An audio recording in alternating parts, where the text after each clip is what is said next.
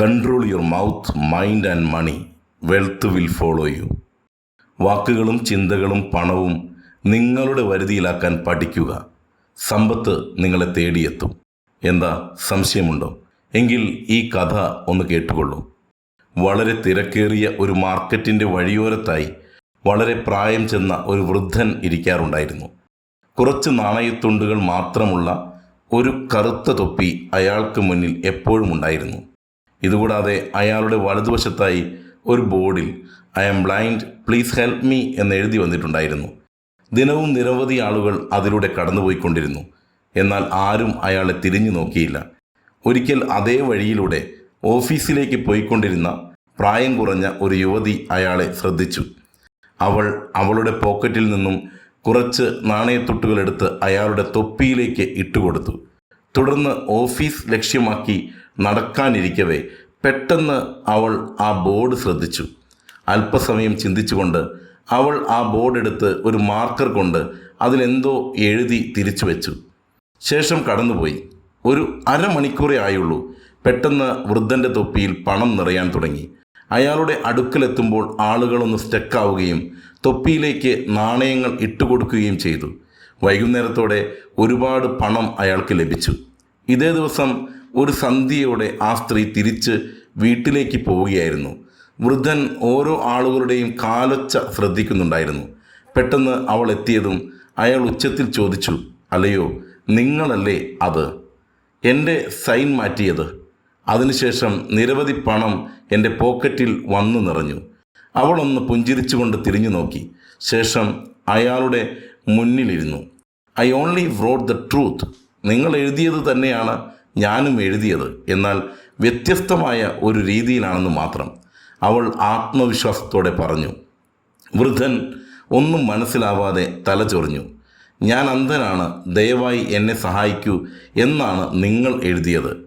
It's a beautiful day but I can't see it.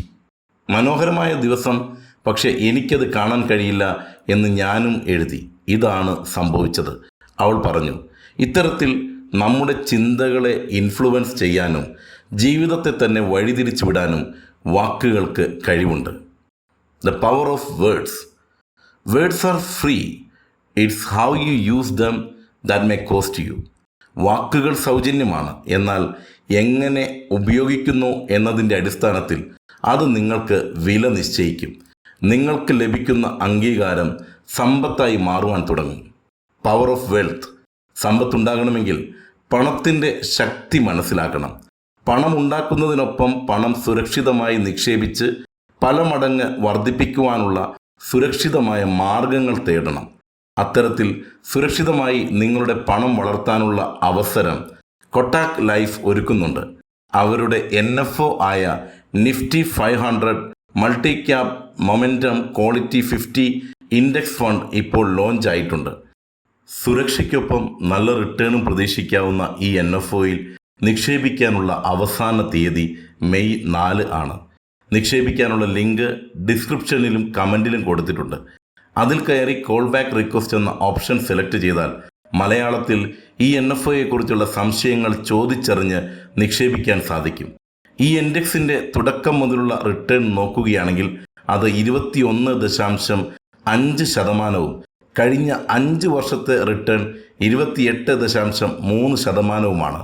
ഈ index പ്രകാരം 2015 നിങ്ങൾ 10 ലക്ഷം നിക്ഷേപിച്ചിരുന്നെങ്കിൽ ഇപ്പോൾ 57 ലക്ഷമായി തിരികെ കിട്ടുമായിരുന്നു. ഇപ്പോൾ ഈ ഫണ്ടിൽ നമുക്ക് വെറും 2000 രൂപയിൽ തുടങ്ങി എത്ര വേണമെങ്കിലും നിക്ഷേപിക്കാം. NAV വില 10 രൂപ മാത്രമാണ്. ഈ ഇൻഡെക്സ് ഫണ്ടിൽ നമ്മൾ നിക്ഷേപിക്കുന്ന പണം large cap, mid cap, small cap വിഭാഗത്തിലെ 500 കമ്പനികളിൽ നിന്ന് മികച്ച പ്രകടനം കാഴ്ചവെക്കുന്ന 50 കമ്പനികളിലേക്കാണ് നിക്ഷേപിക്കുന്നത്. അതുകൊണ്ട് ദീർഘകാലത്തേക്ക് നല്ലൊരു റിട്ടേൺ പ്രതീക്ഷിക്കുന്നു. അതുകൂടാതെ നമ്മൾ അടയ്ക്കുന്ന പ്രതിമാസ പ്രീമിയത്തിൻ്റെ 120 മടങ്ങ് ലൈഫ് കവറും ലഭിക്കും. വർഷത്തിൽ 2.5 ലക്ഷം രൂപ വരെ നിക്ഷേപിച്ചാൽ ലഭിക്കുന്ന ലാഭത്തിന് നികുതി ഉണ്ടാകില്ല. പിന്നെ പ്രവാസികൾ മാസം 18,000 രൂപയൊക്കെ നിക്ഷേപിച്ചാൽ 2 കോടി വരെയൊക്കെ റിട്ടേൺ സാധ്യതയുണ്ട്. പിന്നെ മറക്കണ്ട, വരുന്ന മെയ് 4 വരെ മാത്രമേ ഈ NFOയിൽ നിക്ഷേപിക്കാൻ സാധിക്കൂ. ഈ വീഡിയോയുടെ ഡിസ്ക്രിപ്ഷനിലും കമൻറ്റിലും കൊടുത്തിട്ടുള്ള ലിങ്കിലൂടെ കൂടുതൽ അറിയുവാനും ഇതിൽ നിക്ഷേപിക്കുവാനും കഴിയും. Saving and investing today means more financial freedom tomorrow. Long term ആയിട്ടുള്ള ഫിനാൻഷ്യൽ സ്റ്റെബിലിറ്റി ലഭിക്കണമെങ്കിൽ ഫിനാൻഷ്യൽ ഡിസിപ്ലിൻ പ്രധാനമാണ്. അനാവശ്യമായ പണം മുടക്കൽ ഒഴിവാക്കി നിങ്ങളുടെ ആവശ്യങ്ങൾക്കും ആഗ്രഹങ്ങൾക്കും അനുസരിച്ച് പണം ചെലവഴിക്കാൻ പഠിക്കുക. നിങ്ങളുടെ പണം എവിടെ നിന്ന് വരുന്നോ, എങ്ങനെ എങ്ങോട്ടേക്ക് പോകുന്നു എന്നതിനെക്കുറിച്ച് കൃത്യമായ ധാരണ ഉണ്ടാക്കണം. കുറച്ചധികം പണം കയ്യിൽ വരുമ്പോൾ നമുക്ക് എല്ലാവർക്കുമുള്ള അസുഖമാണ് ആവശ്യമില്ലാത്ത സാധനങ്ങളൊക്കെ വാങ്ങിക്കൂട്ടൽ. ഒരു കാര്യത്തെപ്പറ്റി എപ്പോഴും അവബോധമുണ്ടായിരിക്കണം. ജീവിതം നമുക്ക് പ്രെഡിക്റ്റ് ചെയ്യാൻ കഴിയില്ല. ചിലപ്പോൾ അപ്രതീക്ഷിതമായ തിരിച്ചടികൾ വന്നേക്കാം. ഉദാഹരണത്തിന്, പ്രതീക്ഷിക്കാതെ നിങ്ങൾക്കൊരു ആക്സിഡൻറ്റ് പറ്റിയെന്ന് കരുതുക. ഇത്തരം ഒരു സന്ദർഭത്തിൽ നിങ്ങൾക്ക് സേവിങ്സ് ഉണ്ടെങ്കിൽ ആ സിറ്റുവേഷനെ മാനേജ് ചെയ്യാൻ കഴിയും. എന്നാൽ കിട്ടുന്ന പണം എല്ലാം ചെലവഴിക്കുന്ന ആളാണ് നിങ്ങളെങ്കിൽ കാര്യങ്ങൾ ദുസ്സഹമാകും. നമ്മളൊരു കൺസ്യൂമർ ഡ്രൈവൻ സൊസൈറ്റിയുടെ ഭാഗമാണ്. നമുക്ക് വേണ്ടാത്ത കാര്യങ്ങൾ കൂടി നിർബന്ധിതമായി വാങ്ങിക്കാൻ സോഷ്യൽ പ്രഷർ നമ്മെ നിർബന്ധിക്കുന്നു. അത്തരം പ്രലോഭനങ്ങളിൽ വീണു പോകരുത്. നിർബന്ധമായും ഒരു നിശ്ചിത തുക നിങ്ങൾ മറ്റൊരു ബാങ്ക് അക്കൗണ്ട് ക്രിയേറ്റ് ചെയ്ത് അതിൽ നിക്ഷേപിച്ചിരിക്കണം. ഇത് അപ്രതീക്ഷിത തിരിച്ചടികളെ നേരിടുന്നത് എളുപ്പമാക്കുന്നു. അതുപോലെ കടം വാങ്ങുന്നത് അത്ര മോശം കാര്യമല്ല. ആസ്തി വർദ്ധിപ്പിക്കാൻ സാധ്യതയുള്ള കടങ്ങൾ നല്ലതാണ്.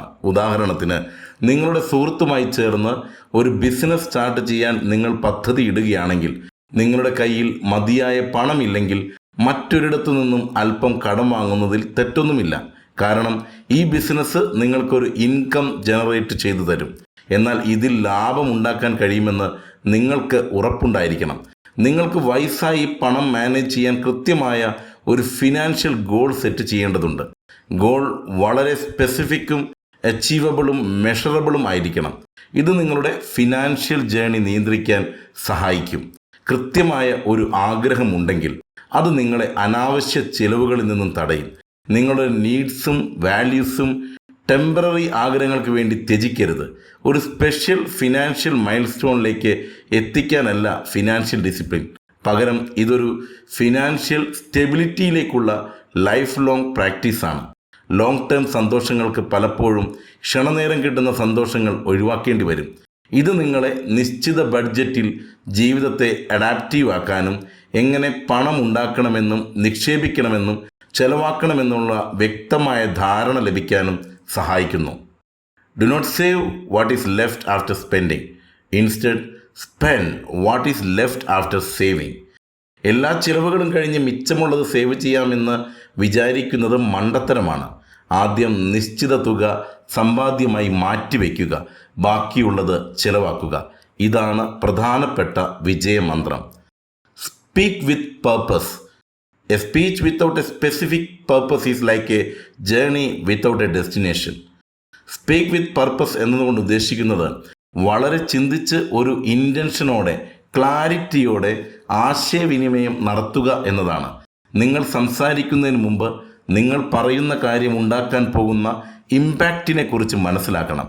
ശ്രോതാവ് അത് വ്യക്തമായി കേൾക്കുന്നുണ്ടെന്നും മനസ്സിലാക്കുന്നുണ്ടെന്നും ആ സന്ദർഭത്തിൽ ഇത് പറയേണ്ടത് അത്യാവശ്യമാണെന്നും ഉറപ്പായതിനു ശേഷം സംസാരിക്കാൻ ശ്രമിക്കുക.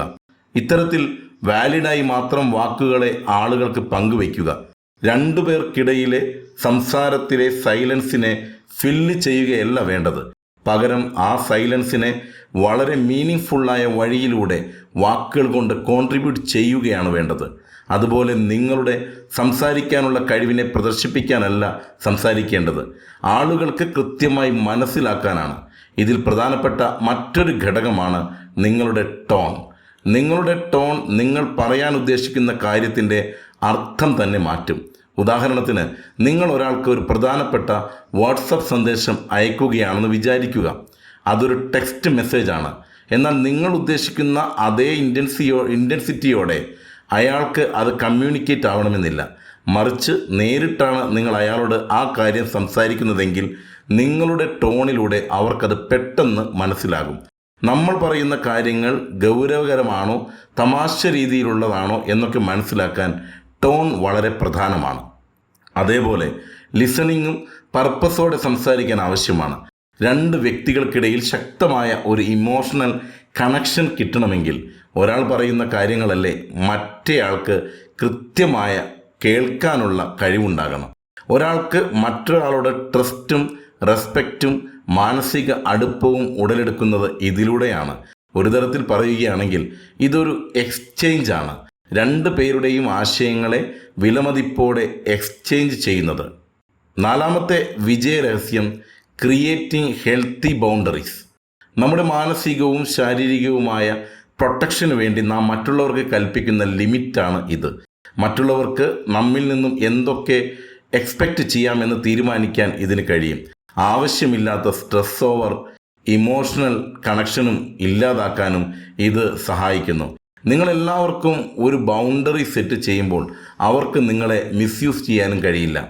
ഒരു ലിമിറ്റിലധികം സ്പേസ് പരസ്പരം കൊടുക്കുന്ന രണ്ട് സുഹൃത്തുക്കൾ, ഇവർക്ക് പരസ്പരം നല്ല സ്നേഹവും അതുപോലെ രണ്ടുപേരുടെയും ഫ്രീഡത്തിൽ കൈകടത്താനുള്ള അവകാശവും ഈ ബോണ്ട് വഴി ലഭിച്ചിട്ടുണ്ട്. എല്ലാവരുടെ കണ്ണിലും ഇവർ ബെസ്റ്റ് ഫ്രണ്ട്സുമായിരിക്കും. എന്നാൽ കാലക്രമേണ ഒരാൾക്ക് മറ്റൊരാളോടുള്ള ഇൻട്രസ്റ്റ് കുറഞ്ഞു വരും. അപ്പോൾ ഈ അതിരുകടന്ന ഇമോഷണൽ കണക്ഷൻ തന്നെ ഇവർക്ക് വിനയായി വരും. ഇതിൽ ഒരാൾ ഒറ്റപ്പെടുകയും ചെയ്യും.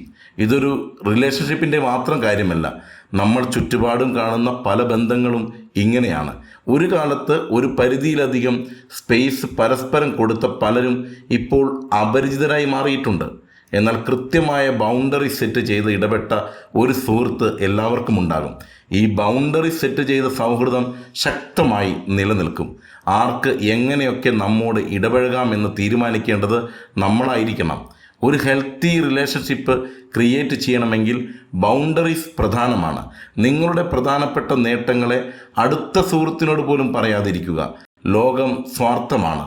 ഭൂരിപക്ഷം ആളുകളും മറ്റുള്ളവരുടെ നന്മ ആഗ്രഹിക്കുന്നില്ല. മറ്റുള്ള ആളുകളിൽ നിന്നും പൂർണ്ണമായി മാറി ഒരു മതിൽ നിർമ്മിക്കാനല്ല പറയുന്നത്. മ്യൂച്വലി ബെനഫിഷ്യലും റെസ്പെക്റ്റ്ഫുള്ളുമായ ബന്ധം നിലനിർത്താനുള്ള വഴിയാണ് ചൂണ്ടിക്കാട്ടുന്നത്. ആവശ്യമില്ലാത്ത എക്സ്പെക്റ്റേഷൻസ് ആളുകൾക്ക് ഉണ്ടാക്കരുത്. ആവശ്യമുള്ളപ്പോൾ നോ പറയാനുള്ള ധൈര്യമാണിത്. മറ്റുള്ളവരെ നിരാശരാക്കുന്നത് കൊണ്ടും പ്രശ്നങ്ങൾ ഉണ്ടാകാൻ സാധ്യത ഉള്ളതുകൊണ്ടും ബന്ധങ്ങളെ ബാധിക്കുന്നത് കൊണ്ടും പലരും ഇതിന് മടിക്കാറുണ്ട്. നിങ്ങളിങ്ങനെ ബൗണ്ടറി സെറ്റ് ചെയ്യുന്ന ആളാണെങ്കിൽ നിങ്ങളോട് പൊതുവെ താല്പര്യമുള്ള ഒരാൾക്ക് അല്ലെങ്കിൽ നിങ്ങളോട് ഇമോഷണലി കണക്റ്റായ ആളെ അത് വളരെ ഫ്രസ്ട്രേറ്റഡ് ആക്കും. എന്നാൽ ഒരു കാര്യം ഓർമ്മിക്കുക, മറ്റുള്ളവരുടെ ഫ്രസ്ട്രേഷൻ താങ്ങാനുള്ള ചുവട് താങ്ങിയല്ല നിങ്ങൾ. നോ പറയുന്നത് ഒരു സെൽഫിഷ് ആക്ട് ഒന്നുമല്ല. നിങ്ങളുടെ എനർജിയും ടൈമും പ്രൊട്ടക്റ്റ് ചെയ്യുകയാണ് അവിടെ. നിങ്ങളുടെ ലിമിറ്റും നീഡ്സും എന്താണെന്ന് നിങ്ങൾക്ക് ബോധ്യപ്പെട്ട് കഴിഞ്ഞാൽ മറ്റുള്ളവരുമായി അത് കമ്മ്യൂണിക്കേറ്റ് ചെയ്യേണ്ടത് പ്രധാനമാണ്. വരാനിരിക്കുന്ന പല കോൺഫ്ലിക്റ്റുകളും ഒഴിവാക്കാൻ ഇത് സഹായിക്കും. നിങ്ങളുടെ ബൗണ്ടറീസിനെ ബഹുമാനിക്കാത്ത ആളുകളോട് ആവശ്യമായ പരിധികൾ സെറ്റ് ചെയ്യണം. പ്രെൻറ്റിസ് ഹെംഫിൽ പറഞ്ഞതുപോലെ, എന്നെയും നിങ്ങളെയും ഒരുപോലെ സ്നേഹിക്കാൻ കഴിയുന്ന ദൂരമാണ് ബൗണ്ടറീസ്. ചെറിയ ഒരു തുടക്കം, ചെറിയ ചെറിയ കാര്യങ്ങൾ ശ്രദ്ധയോടെ തുടർച്ചയായി ചെയ്യുമ്പോൾ ദീർഘകാലം നിലനിൽക്കുന്ന സമ്പത്തിലേക്കും സുരക്ഷയിലേക്കും നമ്മെ നയിക്കും. ഹെൽത്തിയും സക്സസ്ഫുള്ളുമായ നിങ്ങളുടെ ജീവിതത്തെ ഷെയ്പ്പ് ചെയ്യുന്നതിന് നിങ്ങളുടെ വാക്കുകളെയും ചിന്തകളെയും പ്രവൃത്തികളെയും പണത്തെയും നിയന്ത്രിക്കേണ്ടത് പ്രധാനമാണ്. If you going through hell, keep going. Why would you stop in hell? Go forward. നിങ്ങൾ നരകത്തിലാണെങ്കിൽ പോലും മുന്നോട്ട് പോവുക. ഒരു നാൾ സ്വർഗത്തിൽ എത്തിച്ചേരും. വീഡിയോയുടെ തുടക്കത്തിൽ പറഞ്ഞ നിക്ഷേപ അവസരത്തെക്കുറിച്ച് ഒന്നുകൂടെ ഓർമ്മിപ്പിക്കുകയാണ്. കൊട്ടാക് ലൈഫിൻ്റെ Nifty 500 multi cap momentum quality 50 index fund May 4 വരെ മാത്രമേ ഈ NFOയിൽ നിക്ഷേപിക്കാൻ അവസരമുള്ളൂ. നമ്മുടെ വീഡിയോയുടെ ഡിസ്ക്രിപ്ഷനിലും കമൻറ്റിലും കൊടുത്തിട്ടുള്ള ലിങ്കിലൂടെ ഇതിനെക്കുറിച്ച് കൂടുതൽ അറിയുവാനും ഇതിൽ നിക്ഷേപിക്കുവാനും സാധിക്കും.